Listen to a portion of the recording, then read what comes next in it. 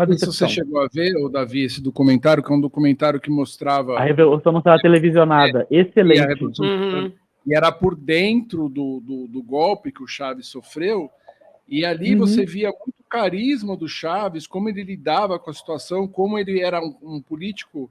eu sou suspeito porque eu sempre admirei muito o Chaves. Eu acho que o que aconteceu E depois... a situação econômica uma estava outra boa história. na época dele, né? Exato. E ele era muito habilidoso. Economicamente estava bom.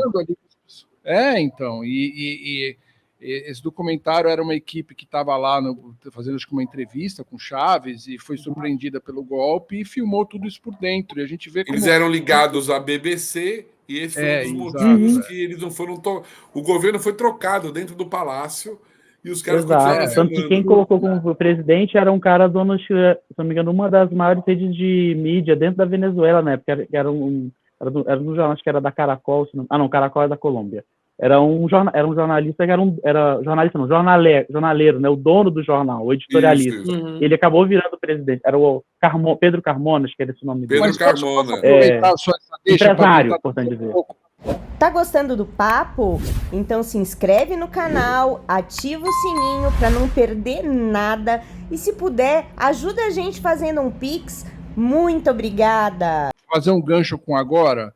A gente está vendo agora muito a direita querendo que as pessoas... Porque, assim, o que mostra esse golpe, que a Venezuela é um país instável, né? Assim, porque você não imagina isso... Por exemplo, a gente passou um monte de perrengue aqui, né? Mas o cara lá preso dentro do Palácio Miraflores é uma coisa meio surreal, assim, né? Parecia uma coisa tipo de filme, assim, sei lá. Ele foi tirado do poder e voltou em 24 horas.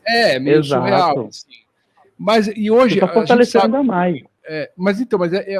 Tem uma tradição de muita violência, de muita instabilidade. Então, eu queria trazer um pouco para a eleição de ontem.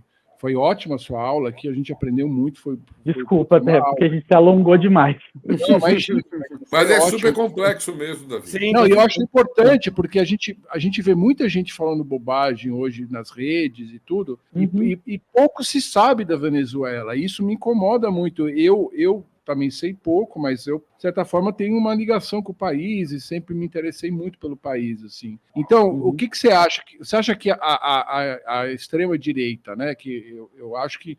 Eu até brinquei outro dia no vídeo que eu fiz aqui, que parece que eles eram vanguardistas nisso, né? Porque essa extrema-direita parece que sempre existiu na Venezuela, assim. Você acha que essa extrema-direita hoje tem força para botar gente na rua? Porque, de certa forma, eles cresceram, né? Vamos supor se o resultado realmente foi esse, né? Foi tudo certo, não sei o quê, 49%. Eles têm muita força, né? Então, você acha que eles têm essa força para mexer no regime ou criar de novo aquelas tal das garimbas em 2014, criar de novo aquela violência política interna? Você acha que isso é possível que se repita? Olha, eu vejo até mesmo a própria oposição venezuelana até muito mais complexa hoje do que era, por exemplo, no período das garimbas em 2014. Porque o que levou a essa votação grande para o Edmundo Gonçalves Urrutia, né, é pelo caráter também, vamos dizer, eu gostei que uma pessoa colocou, ele é um picolé de chuchu.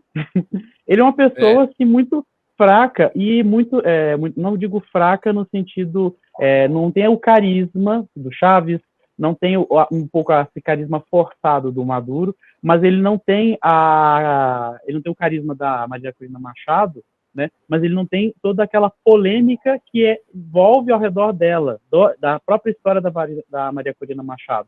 Ele conseguiu agregar, por isso que ele chegou a esses números tão grandes, mais de 40%, 44,2%, alguma coisa assim. É um número expressivo para você dizer. Ele juntou diversos setores da sociedade, né, ao redor dele. Exato, ele agregou muita gente, inclusive chavistas que estão em oposição ao governo Maduro. E é aquilo, você ter há tanto tempo já no governo, você também vai tendo seus rachas internos, a ponto principalmente depois da morte do Chaves, ele foi reeleito, ele já muito debilitado, ainda lá para o período de 2014 mesmo, 2014 não, acho que foi 2014 que ele foi a última eleição, e no ano seguinte ele faleceu, e o Maduro, que era o vice, ele assumiu. Acho que foi mais ou menos nesse período, se me corrija se eu estiver errado. A data é sempre um problema para todo mundo ficava tentando para pesquisar. Mas essa extrema-direita, essa oposição mais à direita, nunca foi flor que se cheire, porque, de novo, você quer voltar àquele passado do Pacto de Ponto Frio, em que você sentava todo mundo no clube para um almoço, e todo mundo decidia, e você depois só voltava, organizava oficialmente ali no Congresso, depois lá no Palácio de Miraflores. O Chávez, ele conseguiu puxar a população para uma participação social muito mais... Você está com a sociedade venezuelana muito mais atenta politicamente, muito mais mobilizada politicamente, o que acaba também descambando um pouco para a própria violência, que a gente vem colocando para essa instabilidade também. É aquilo, é uma faca de dois gumes. Você vai empoderando a população, ao mesmo tempo que você também vai recrudescendo, polarizando, não no sentido...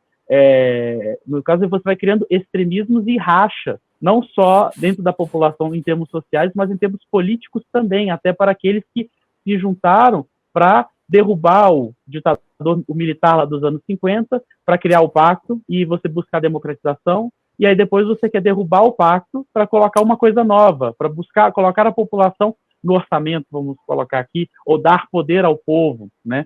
Mas você pode enfiar qualquer coisa ao só dizer ao dar poder ao povo. Porque o que acabamos percebendo até mesmo ao longo da gestão do Chávez e também do Maduro? Você foi formando uma burguesia chavista. Você foi criando empresários vinculados ao partido, o que não quer dizer que são socialistas, o que não quer dizer que eles são de esquerda. Pelo contrário. Muito pelo contrário. Até mesmo foram posicionamentos, vamos dizer, em questões de esquerda e tal. Eu vi cenas de supermercados na Venezuela hoje em dia numa situação totalmente diferente de 2014. As gôndolas cheias de produto made in Venezuela, inclusive. Ou seja, existe uma galera fabricando o produto lá e vendendo para a população marcas locais. Justamente até pelo embargo que a Venezuela tem, ela acaba surgindo oportunidade para uma pessoa local produzir alguma coisa. E esse pessoal, de certa forma, está aproveitando o aquecimento da economia que aconteceu lá. Então, eu acho, Fernando, dando a minha opinião sobre o que você está perguntando, que dificilmente essa situação atual vai mobilizar tanta gente, né? E eu acho que, na real... É mais a junção dos descontentes, é mais do que a oposição de fato, é a junção dos descontentes. Sim.